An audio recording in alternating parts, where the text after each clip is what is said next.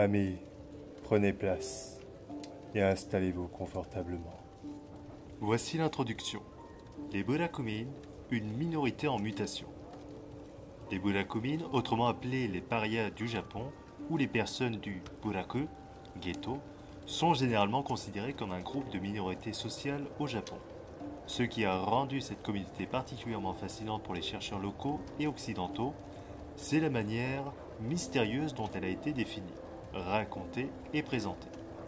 Dans de nombreux contes rendus universitaires, les Burakumin d'aujourd'hui sont indéniablement décrits comme n'étant pas différents ethniquement, physiquement ou de toute autre manière de la majeure partie de la société japonaise. Cependant, il est également affirmé que les préjugés persistants à l'encontre de la communauté sont liés à l'image polluée et au statut peu recommandable des professions de leurs ancêtres. Les Burakumin d'aujourd'hui sont encore souvent présentés comme les descendants des Eta ou des Hinin de la période Edo. Au cours du XVIIe siècle, le statut des parias a été rendu héréditaire et il leur a été interdit de quitter leur lieu de naissance. En dépit de l'édit d'émancipation de 1871 du gouvernement de Meiji, qui abolissait l'utilisation péjorative des termes Eta et Hinin, et déclarait que dorénavant les personnes appartenant à ces domaines seraient traitées de la même manière, tant en termes de profession. La situation des membres de la communauté n'a guère changé, bien au contraire. Ils étaient désormais officiellement regroupés sous une seule catégorie, à savoir les Burakumin. Ils ont également été officiellement dépouillés de leur monopole sur les industries de la viande et du cuir et sont donc obligés de chercher l'emploi ailleurs. Les préjugés qu'ils rencontrent les obligent à se serrer les coudes et à chercher d'autres occupations. La multiplicité des chemins qu'ont empruntés les Burakumin et les luttes qu'ils ont surmontées depuis la délimitation de leur statut est rarement abordée. En revanche, les images négatives associées à leur passé sont une préoccupation majeure depuis plus d'un siècle. C'est en effet la raison pour laquelle les personnes résidant dans les zones Buraku dans le Japon contemporain sont toujours immédiatement classées comme une classe à part. Cependant, il est important de reconnaître que les zones étiquetées Buraku ou ghetto de paria se sont étendues, rétrécies, se sont déplacées et transformées dans l'espace et dans le temps, tout comme les personnes qui y vivent. Ce n'est qu'après avoir compris les mouvements historiques des Buraku que nous pouvons commencer à les considérer dans le contexte de la mondialisation, en englobant des individus d'origine sociale, économique et historique diverses. Ce n'est qu'alors que nous pouvons reconnaître la difficulté de prétendre connaître avec certitude les origines des résidents Buraku d'aujourd'hui. Les personnes qui, au fil du temps, se sont retrouvées à résider dans des zones appelées Buraku sont souvent tombées dans la catégorie des parias et ont été victimes de ségrégation et de discrimination. D'autres ont réussi à passer ou à quitter le Buraku et à effacer toute trace de leur résidence antérieure. De nombreuses personnes qui ont choisi la voie de l'assimilation sont aux prises avec des sentiments de nostalgie et souhaitent revenir, soit pour rendre visite à de vieux amis et parents, soit pour pouvoir simplement parler librement de leurs sentiments. Même si les occupations des résidents Buraku ont varié au cours de l'histoire et que leurs origines sont loin d'être traçables, l'idée qu'ils sont en quelque sorte distincts et anormaux survit dans l'imaginaire populaire japonais jusqu'à ce jour. Ce paradoxe même déclenche constamment divers débats et constitue un sujet de discussion essentiel chaque fois que la question des Buraku est abordée, tant au Japon qu'à l'étranger. Chapitre 1. Moment de l'histoire de la construction d'espaces pour exclus. Ce chapitre a vu le jour après quelques délibérations sur la façon dont un récit historique pourrait être incorporé à cette étude. L'objectif est d'examiner et d'analyser la vie et les événements actuels dans les communautés Buraku. La manière dont les personnes qui, volontairement ou non, se sentent liées au Buraku et se situent à leur tour comme faisant partie à la fois d'une minorité et d'une majorité. L'accent est donc mis sur le Japon d'aujourd'hui. En effet, beaucoup soutiendraient à juste titre que pour comprendre le présent, il faut d'abord comprendre le passé. Cependant, il est également très important de considérer le fait que la majorité des études académiques et non académiques sur les Buraku ou Burakumin, ont déjà présenté des analyses historiques étendues et très détaillées. Ces travaux ont fourni à beaucoup des informations extrêmement précieuses et ont inspiré de nouvelles perspectives et de nouvelles façons d'aborder la problématique des relations entre minorités et majorités au Japon.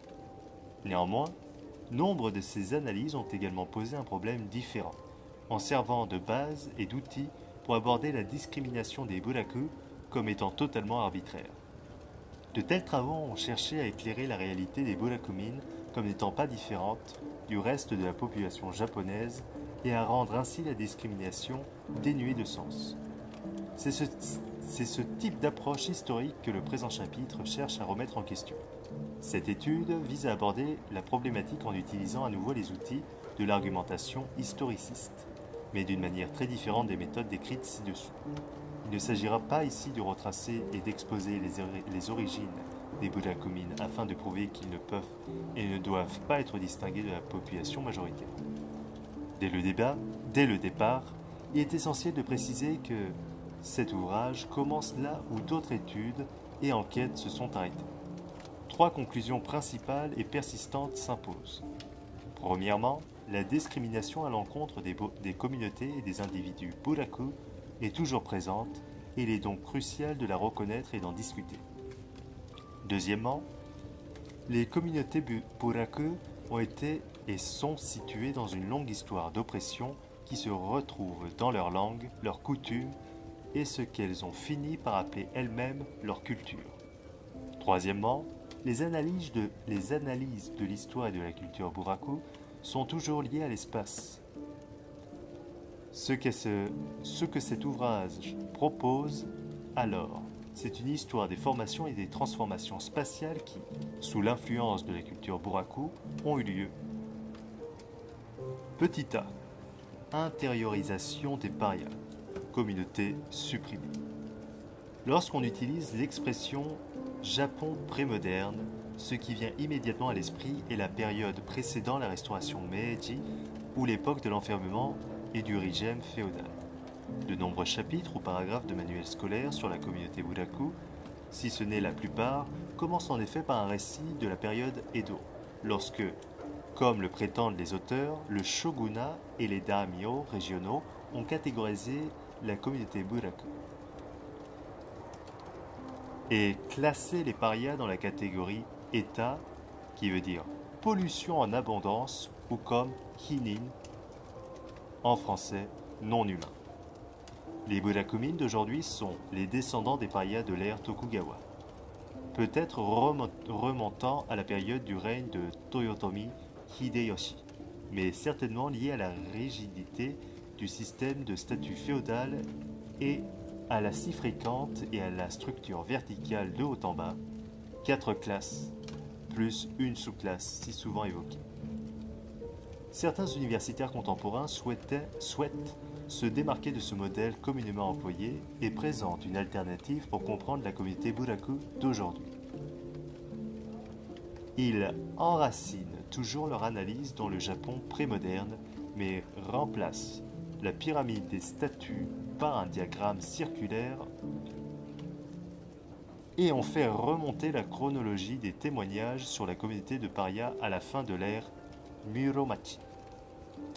Satoshi Uesugi et Akira Fujisato soutiennent que la terminologie et les outils utilisés pour décrire la communauté sont en fait trompeurs et incorrects. Ils insistent sur l'importance de comprendre les véritables origines et la position des burakumin aujourd'hui en retraçant correctement les racines des personnes catégorisées comme état, hinin dans le Japon prémoderne. Ils considèrent le schéma pyramidal comme une fausse représentation du style de vie et de la position sociale réelle des états et des hinin pendant la période Edo et soutiennent que la terminologie du statut si souvent utilisée, Shinokushu, la hiérarchie communément employée entre samouraïs, fermiers, artisans et marchands qui seraient nés dans la société Edo ne se trouve pas dans les récits historiques de la période Edo, mais plutôt dans les écrits du penseur chinois Kanchu en 650 avant Jésus-Christ. L'un des 5 classiques chinois écrits en 1000 avant Jésus-Christ, selon Uesugi et ses partisans, le modèle hiérarchique vertical n'est donc pas applicable, ou représentatif du Japon de l'ère Tokugawa et le regroupement des États Hinin en une sous-classe. Et donc, selon lui, tout aussi peu pertinent. Le lien entre État et Hinin de la période Edo et le modèle hiérarchique à 4 classes plus une sous-classe, selon Uesugi et Fujisato, a été établi pour la première fois au cours de la 6e année de la période Meiji. Lorsque État et Hinin ont été regroupés et désignés comme la sous-classe de l'ère Edo, Uesugi, Burakushi, Fujisato, l'argument principal d'Uesugi, qui a en effet été repris et sérieusement pris en compte dans les révisions des manuels scolaires aujourd'hui, et qu'il y a eu des déformations cruciales en ce qui concerne la catégorisation des communautés Buraku. Dès la période Meiji, lorsque les différents parias d'Edo ont été placés sous le dénominateur commun Burakumin, ou peuple des Buraku, la communauté des parias a été dépeinte, discutée et ramenée à une sous-classe, bien qu'elle ait toujours été une sous-classe. Les États et Hinin du Japon d'Edo étaient des individus libres qui se situaient en dehors des limites de la société et non en dessous, affirme Uesugi. La différence, insiste-t-il, est très importante et il s'agit avant tout d'une différence spatiale. Une différence qui continue d'influencer la position sociale et le mode de vie des discriminés, mais plutôt à une position et une réalité d'inaccessible. Deux points principaux soulevés par Uesugi, Fujisato et nombre de leurs successeurs nécessitent une observation approfondie. Premièrement, le positionnement spatial et, deuxièmement, l'image des Buraku avant la restauration Meiji. Les communautés de parias appelées Eta, Kawata, Kawara, Kawara Mono ou Hinin étaient littéralement ségrégées en termes d'espace. Elles n'étaient pas nécessairement regroupées car on peut trouver des cartes indiquant les communautés comme étant spécifiquement Eta, Kawata ou Hinin. Cependant, il convient de noter que, dans de nombreux cas, ces termes étaient également utilisés de manière interchangeable. Ce que tous ces établissements avaient en commun, c'était le manque de praticabilité et la distance entre leur emplacement et le centre-ville principal. Le déplacement réel de la communauté par rapport aux activités de la société et aux principales artères de transport et d'accès. La catégorie Hinin est divisée en 4 sous-catégories, dont 2 sont elles-mêmes divisées en 2 autres sous-catégories. La première catégorie est Yado, ou logement. Si l'on examine ce terme plus en détail, il semble que sa signification soit liée à une habitation très simple et très petite, composée de 4 coins et d'un toit. Les habitations des parias étaient en effet des espaces très confinés, dépourvus de commodités et dotés d'un abri rudimentaire. Cette catégorie se ramifie en une sous-catégorie intitulée Onbo, ou gardien de cimetière. La deuxième catégorie est Omen, ou les libérés, faisant référence aux criminels qui ont été acquittés et laissés libres. La troisième catégorie, Hidenin, se compose des pauvres et des orphelins. Elle est encore divisée en Hansen, Byosha, ou personnes ayant contracté la maladie de Hansen. Enfin, Sancho peut être traduit par lieu éparpillé, mais le terme était également utilisé pour désigner les lieux et les détritus. Cette catégorie est expliquée plus en détail entre parenthèses comme englobant les quartiers d'habitation des Shomon, en référence aux disciples bouddhistes appelés les Saragaku, ou des artistes comédiens qui utilisaient parfois des singes dans leurs spectacles, Kannagi Kaminaki, ou des devins, des médiums et des servantes de sanctuaires, et enfin Sarukai, faisant référence aux personnes qui gardaient les singes. La catégorie Kawara Mono, ou les gens du lit de la rivière, comprend les États, que l'on peut traduire par les très pollués, qui se ramifient ensuite en Teso, ou les jardiniers. Ce n'est qu'un exemple de la façon dont les personnes discriminées ont été cartographiées et expliquées. Cependant, le titre du schéma est assez révélateur car cette catégorisation variait considérablement selon le lieu et la période. Comme nous l'avons déjà mentionné, Dans de nombreux cas, les différents groupes décrits ci-dessus étaient également souvent intervertis entre les catégories de Hinin et de Kawaramono. Ces deux catégories n'étaient pas clairement différenciées dans le Japon prémoderne, et ces groupes n'étaient pas toujours séparés juridiquement, politiquement ou idéologiquement.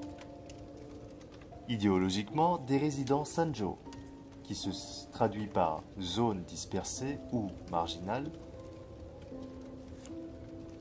ou d'un certain nombre d'autres types dont le nom varie selon les époques et les pratiques locales.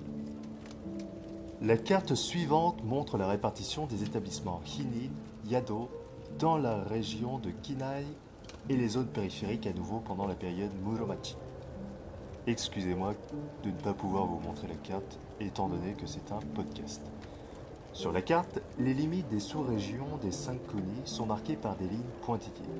Les établissements Hinin sont marqués avec le caractère Yado succédant au nom du lieu.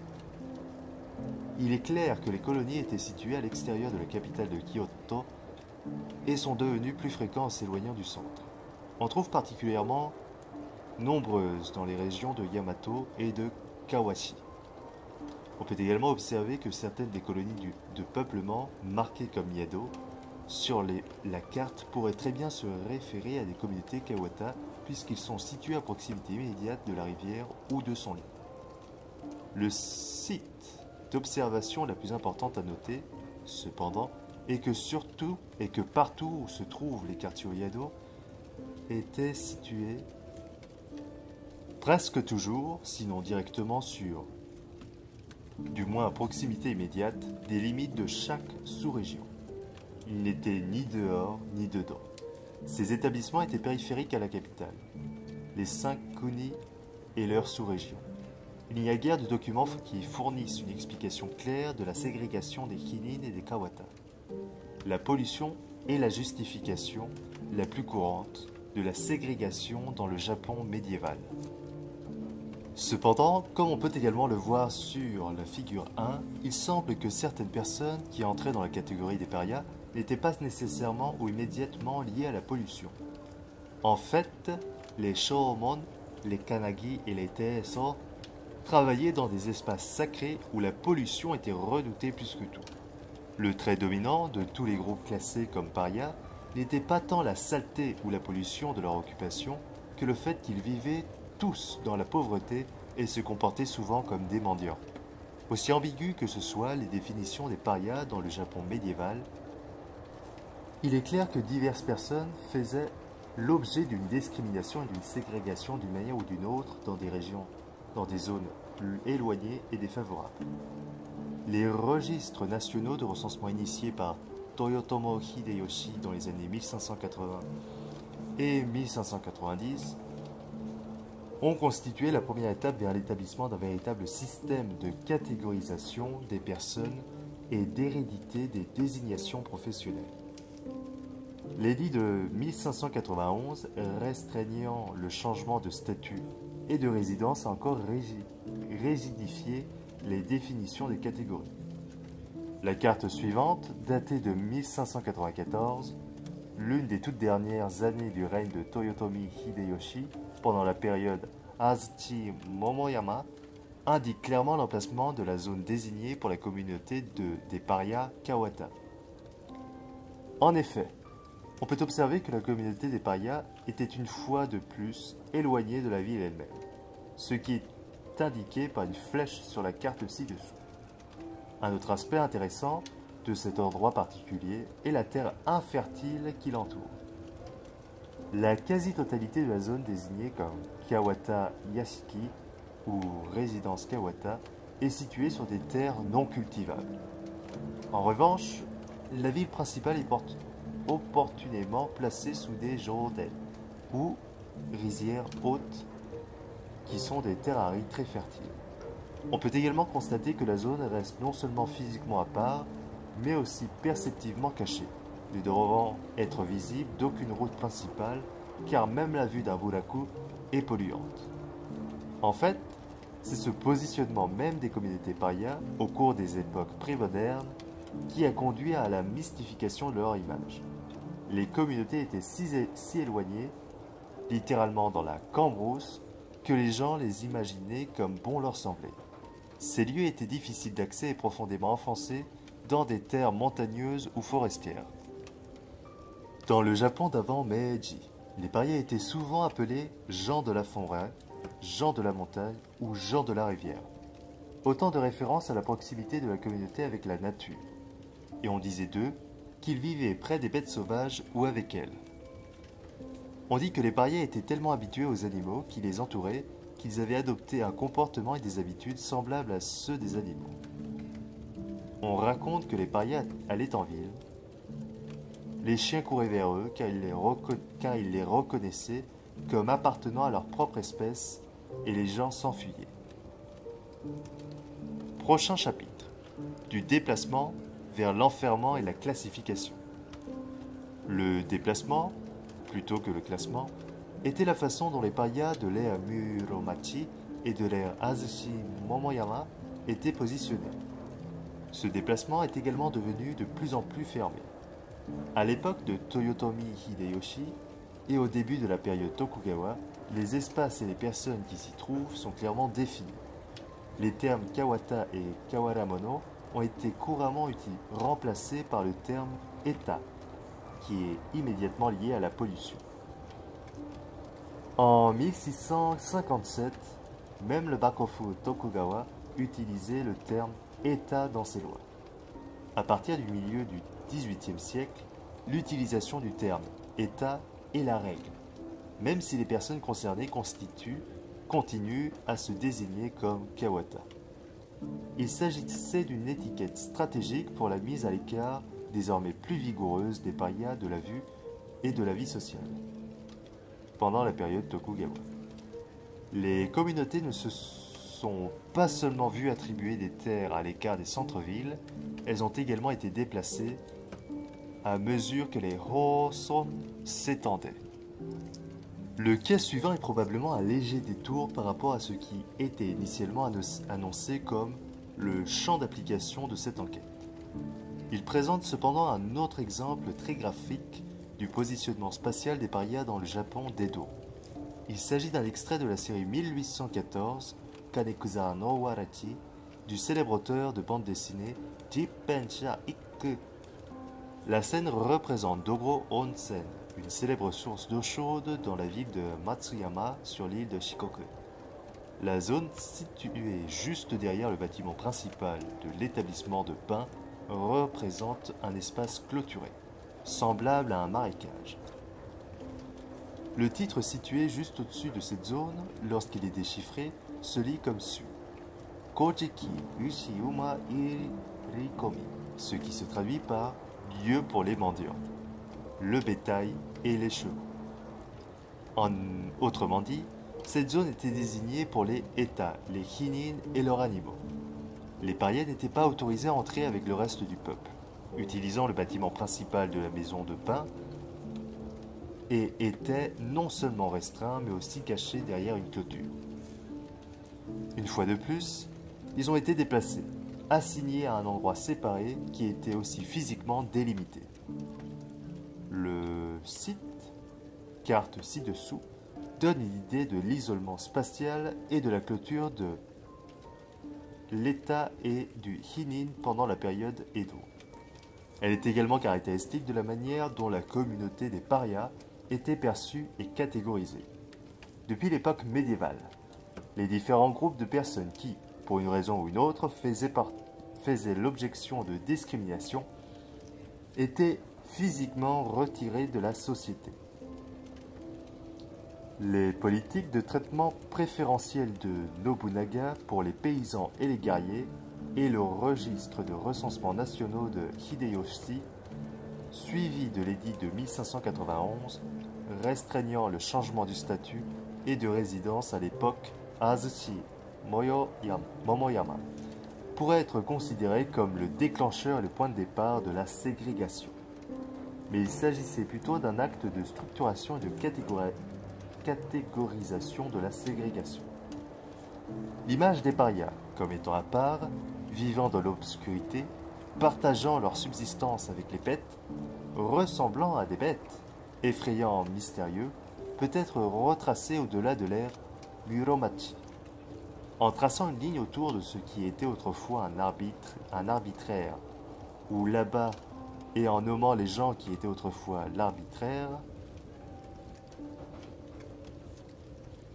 où les gens de là-bas, les dirigeants et les penseurs de ce qui allait devenir le Japon moderne ont simplement façonné une justification pour le déplacement et la ségrégation d'un grand nombre d'individus engagés dans de nombreux métiers et de nombreux milieux et histoires différents. Bien que la période Meiji ait vu la promulgation de l'édit d'émancipation qui prétendait libérer les parias de la société, de leurs fardeaux et étiquettes d'État et de hinin, cette logique de ségrégation et de déplacement n'a pas été remise en question. L'édit stipule que les titres d'État et de hinin seront abolis, et dorénavant, les personnes appartenant à ces classes seront traitées de la même manière que les communs des mortels, tant en termes de profession que de statut social.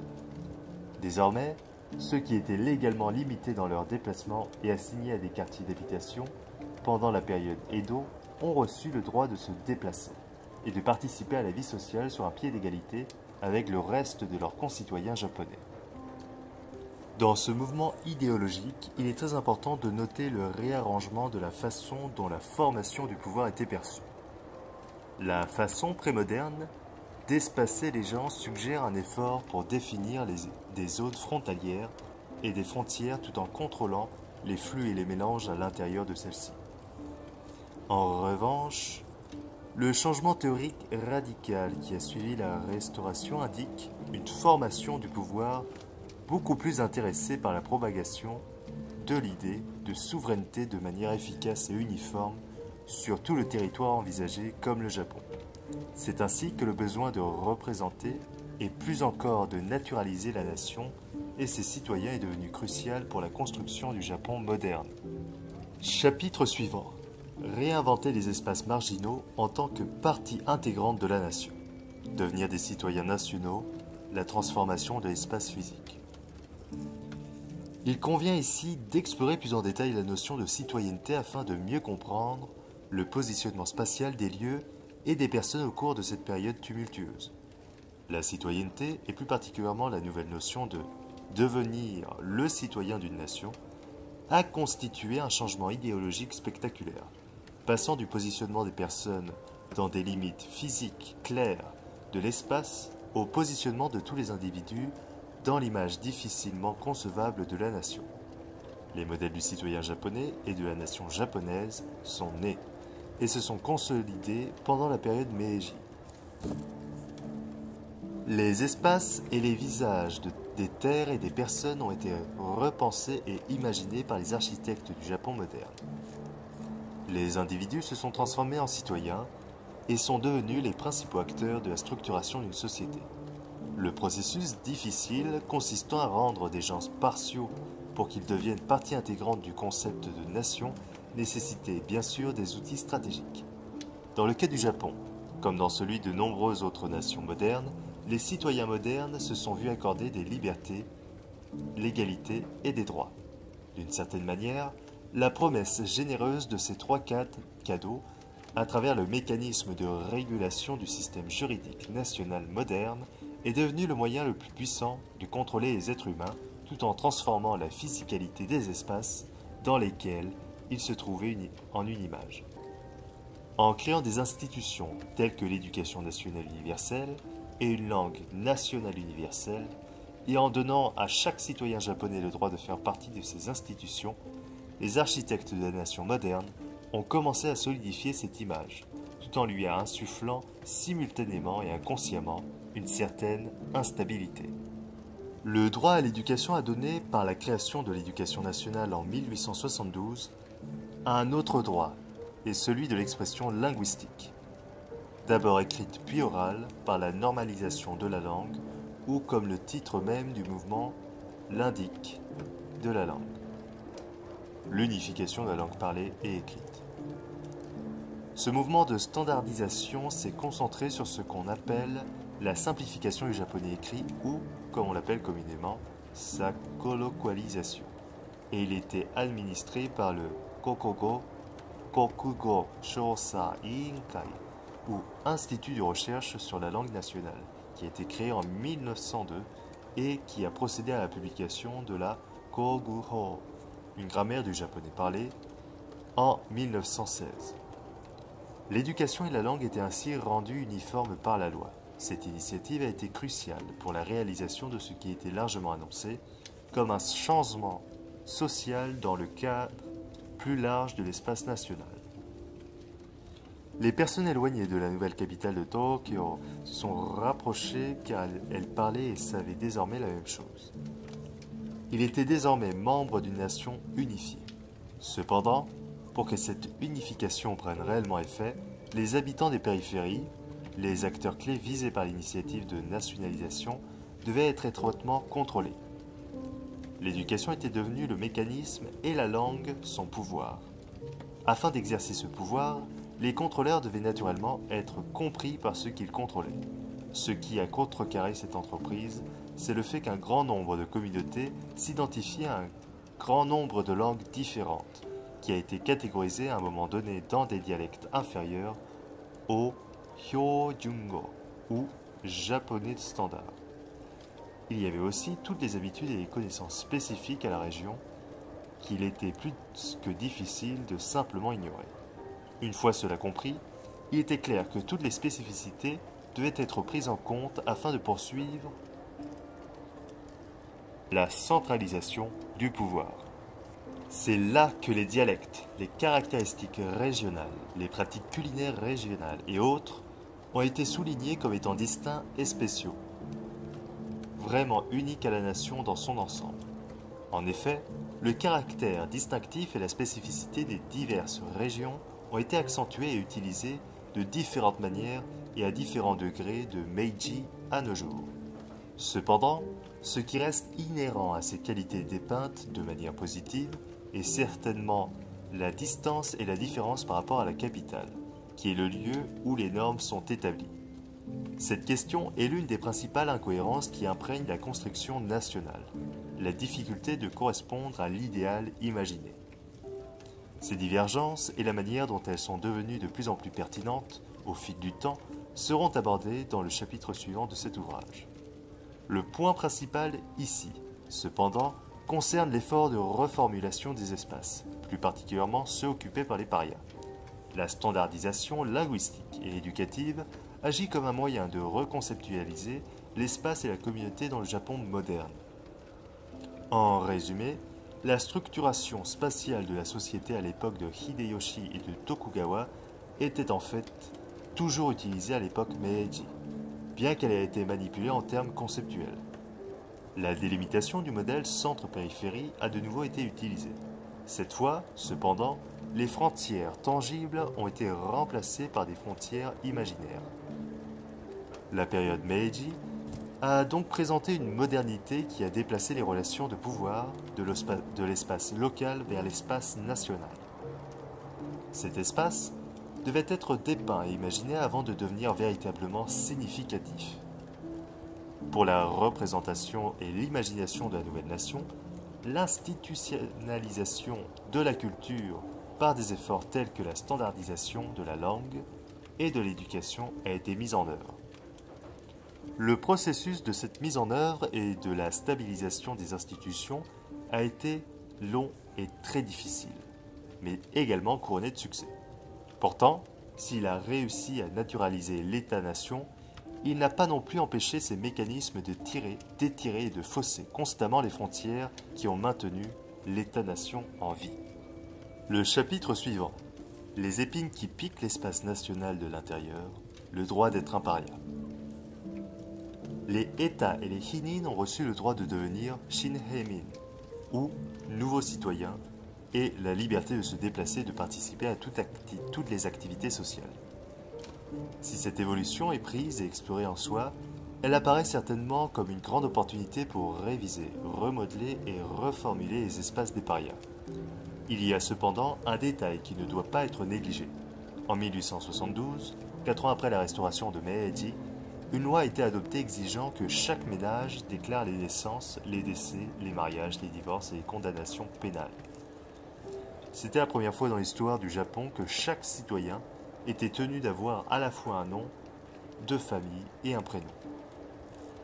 C'était également la première fois que les lieux de résidence d'origine étaient clairement enregistrés, que les dossiers étaient centralisés et que les registres familiaux devenaient une condition préalable à la participation aux affaires sociales. Bien que des pratiques similaires aient existé depuis l'Antiquité, c'est sous la restauration Meiji que le registre moderne systématisé a été adopté pour la première fois afin d'englober tous les ménages du Japon moderne. L'accent était mis beaucoup plus sur le ménage que sur l'individu et beaucoup plus sur l'origine que sur le lieu de résidence réel. Ce nouvel arrangement n'empêchait pas légalement les gens de se déplacer et de se mélanger. Cependant, il était pratiquement impossible pour les personnes résidant dans ce que l'on appelait pour la première fois un buraku de gagner leur vie ailleurs qu'au sein de la communauté discriminée elle-même. Les nouveaux citoyens libres avaient le droit légal de se déplacer sans contrainte, mais la stigmatisation sociale qui les entourait était désormais non seulement reproduite, mais aussi appliquée. Cela a été fait habilement sous la forme du registre familial moderne, où le statut de Shinheimin était bien noté et où l'origine du parier était indiquée par le lieu de naissance d'origine, qui a simplement ressuscité les frontières physiques et les catégories de Tokugawa. En toute logique, à la recherche d'un nouvel emploi ou d'un logement, les buraku ou les burakumin ont constaté qu'ils ne pouvaient compter que sur leurs nouveaux concitoyens libres et qu'ils pouvaient s'installer dans les endroits les plus éloignés et les plus défavorisés, même dans les grandes villes. En général, ces zones offraient le terrain les moins chers, souvent autour des lits de rivière. Cet arrangement rappelle le positionnement social et physique des villages Kawata, Eta et Hinin de la période pré-Meiji. Il y avait cependant une différence substantielle et cette différence était étroitement liée à la même reformulation idéologique de l'espace pour la construction de la nation.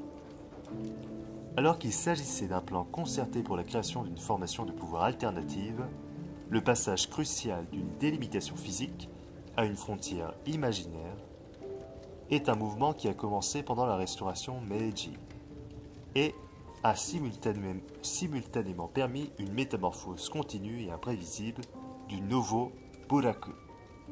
Les pouvoirs de l'imagination et les difficultés à imaginer les parias comme des concitoyens grâce au cadre réglementaire mis en place dans le Japon moderne. Le buraku n'était plus un espace physiquement défini mais un espace imaginaire. Le koseki, ou registre des familles, rétablit la notion de définition des personnes en tant que parias et il est intéressant de noter que, grâce à ces mêmes mécanismes nationaux, le buraku n'est plus un espace extérieur mais un espace intérieur à la nation.